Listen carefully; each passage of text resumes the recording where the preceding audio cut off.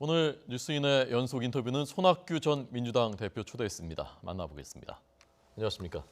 예, 안녕하십니까? 새해 복 많이 받으십시오. 예, 새해 복 많이 받으십시오. 건강하시고요. 예, 아주 건강합니다. 예, 어떻게 지내십니까 요즘에? 지금 서울에 올라와서 그 촛불민심 전국 여기서 사실은 조용히 지냈습니다. 근데 그 탄핵안이 그 국회에서 가결이 되고 탄핵 소추안이 그 헌재로 넘어간 이래로 이제 조금씩 좀 움직이고 있습니다. 예, 도대체 손학규 전 대표께서 이번 대선에서 어떻게 하시려는 거냐, 어디에서 어떤 역할을 하시려는 거냐, 아마 국민들이 굉장히 궁금해하고 저도 궁금해하고 잘 감을 못 잡겠으니까 그런 건데 오늘 좀 자세히 말씀해 주실 겁니까?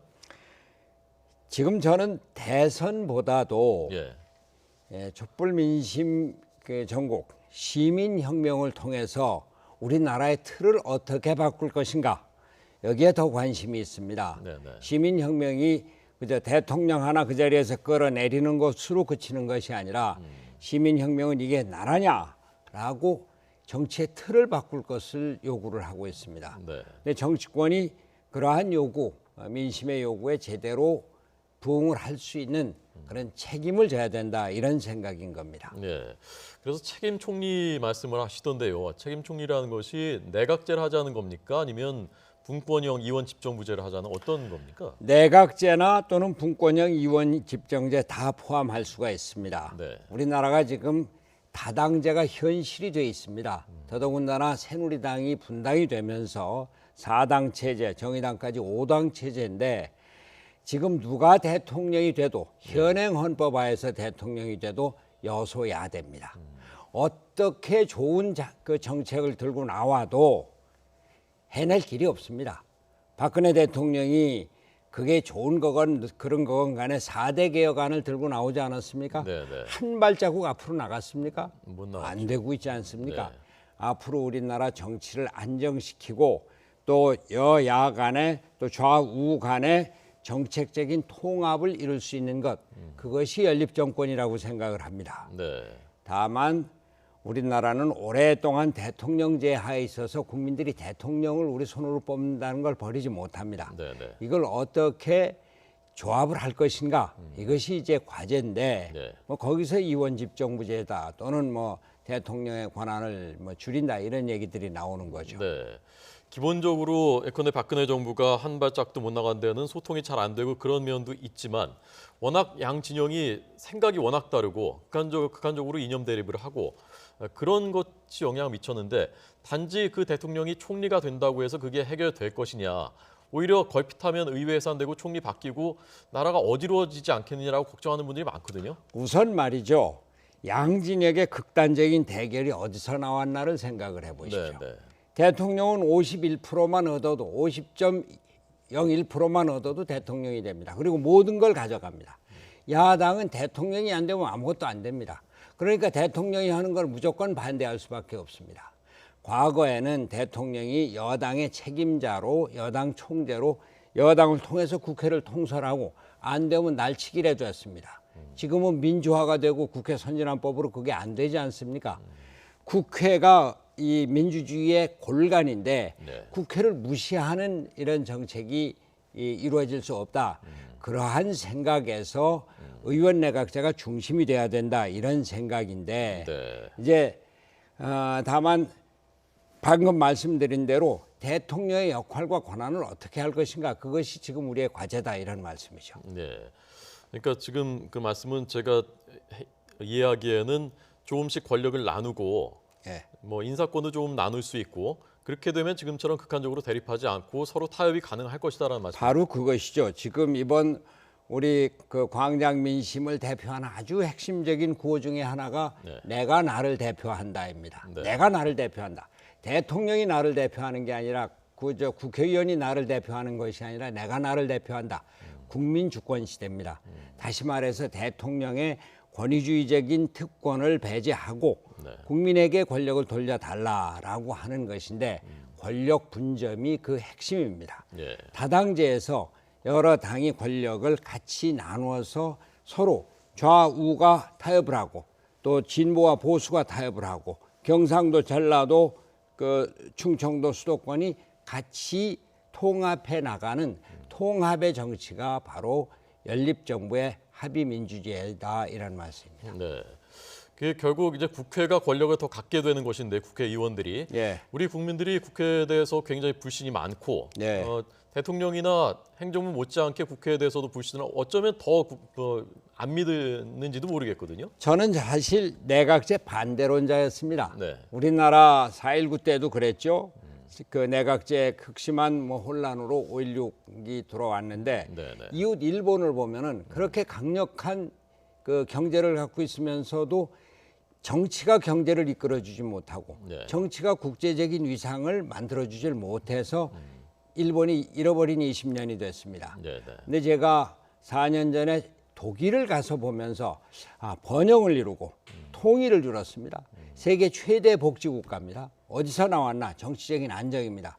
정치적인 안정은 어디서 나왔나? 연립제에 의한 그 통합정치, 합의제 민주주의였습니다. 그래서 이러한 제도를 갖추면은 우리도 정치적인 안정과 정책적인 연속성을 확보할 수 있겠다. 독일은 말이죠. 1949년에 그 정부를 수립한 이래 지금까지 68년이죠. 그동안에 총리가 8번밖에 바뀌지 않았습니다. 네, 네. 그 안에 소위 3인당 브란트의 동방정책이 기민당 헬무트 콜에 의해서 통일로 이어졌고 예. 독일이 지금 2022년이면은 원자력 발전소가 하나도 없어집니다. 예. 그러니까 국가 정책으로 확정됐어요.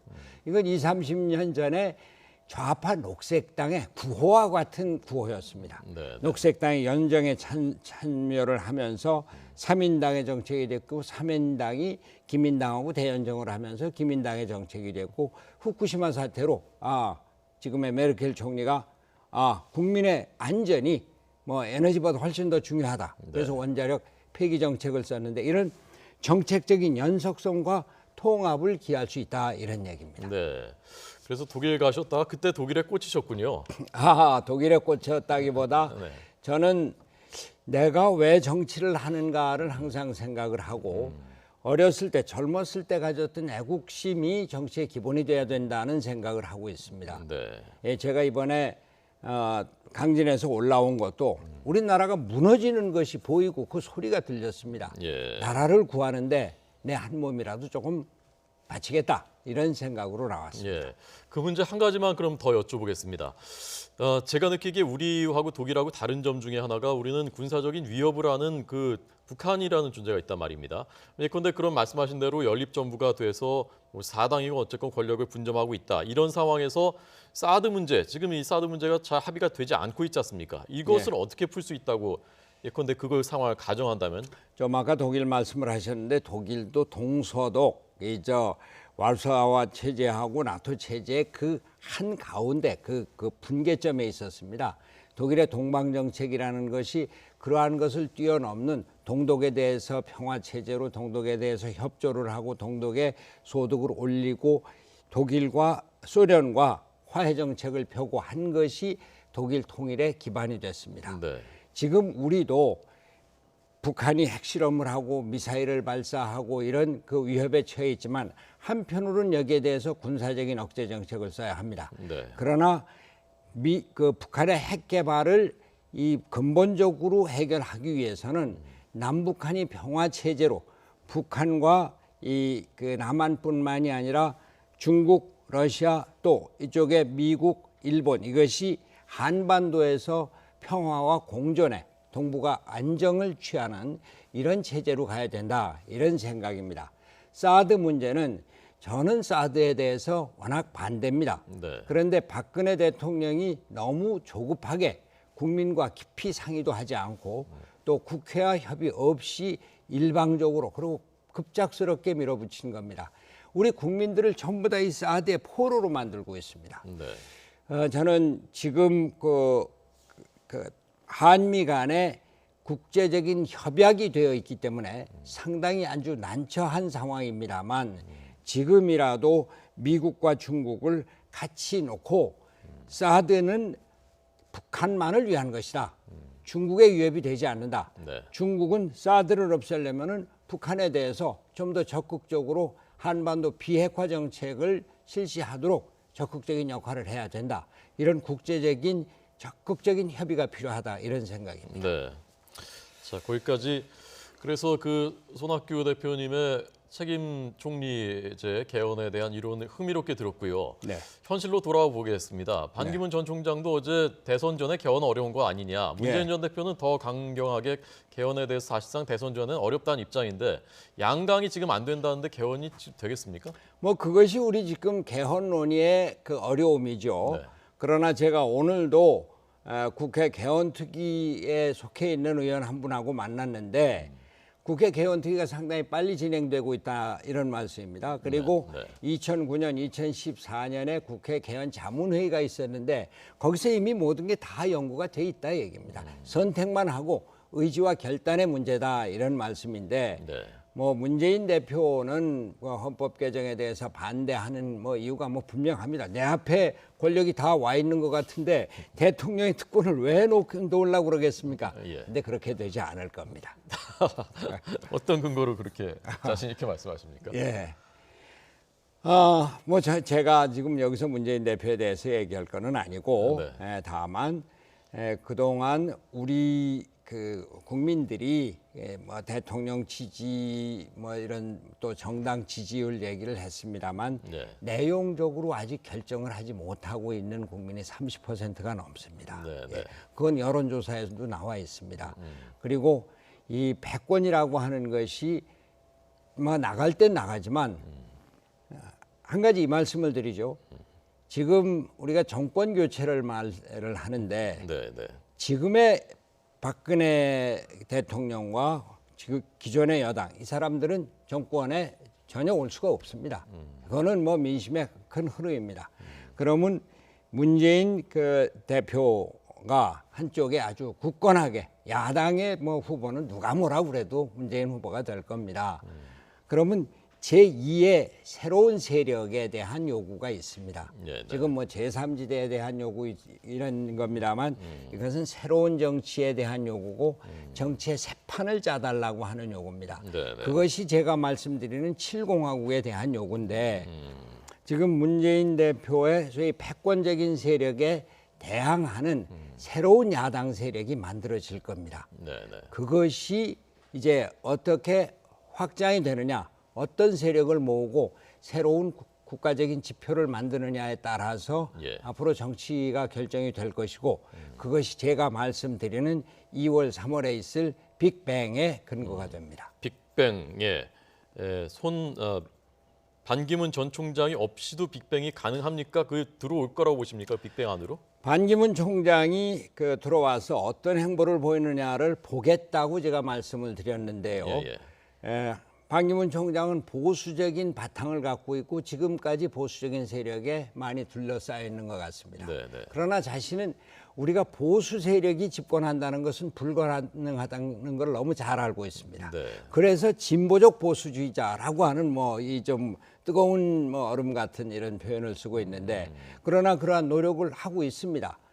이 공항에서 서울역까지 승용차가 아니고 뭐 전동차를 탔다든지 네. 그 다음 날 아침에 김치찌개 집에서 젊은이들하고 청년을 중심으로 한 대화를 했다든지 또 뭐 그 노동 현장을 방문해서 노동자를 만난다든지 그런데 이제 문제는 좀 더 확실한 세력과 좀 더 분명한 정책 노선을 앞으로 보여줄 때 과연 지금까지의 보수적인 그리고 수구적인 세력에 둘러싸여서 그러한 논의로 뭐 대권을 치르겠다고 하면은 그건 우리하고 같이 할 수 없는 것이고 만약에 진정성 있게 우리나라의 새로운 발전을 위해서 새로운 길을 찾는다.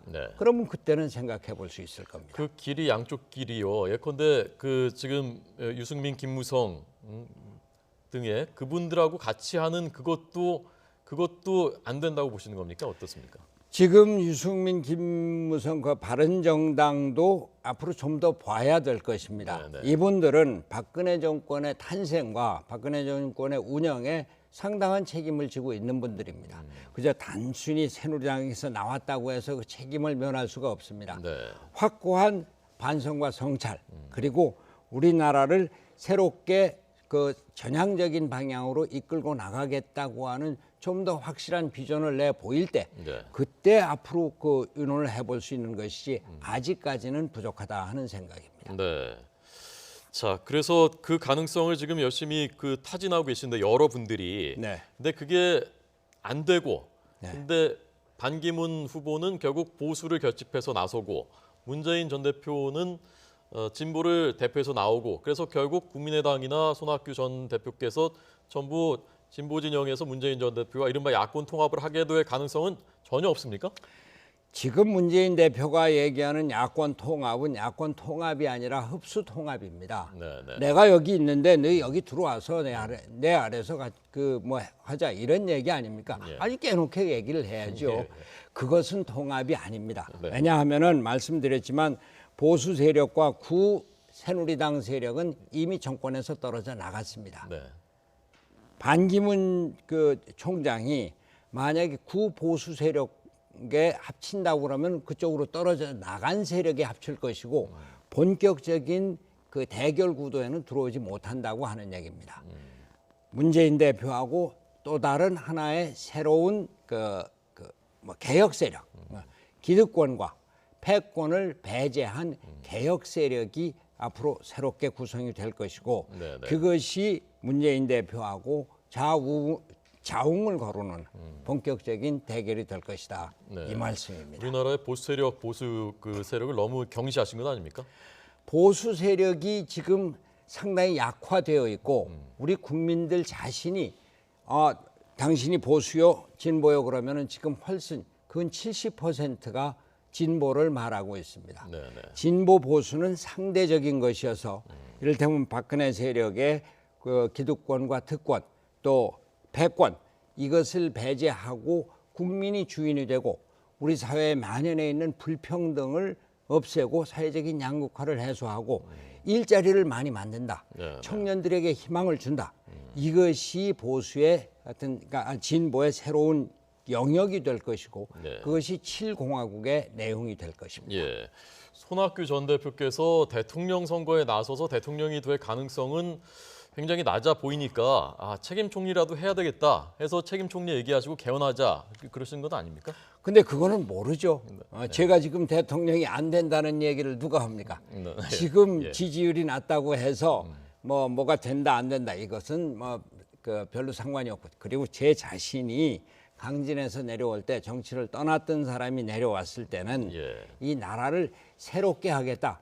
낭떠러지에 떨어져서 그냥 억지로 붙잡고 있는 나라를 다시 이렇게 세우겠다라고 하는 의지를 갖고 나온 겁니다. 네.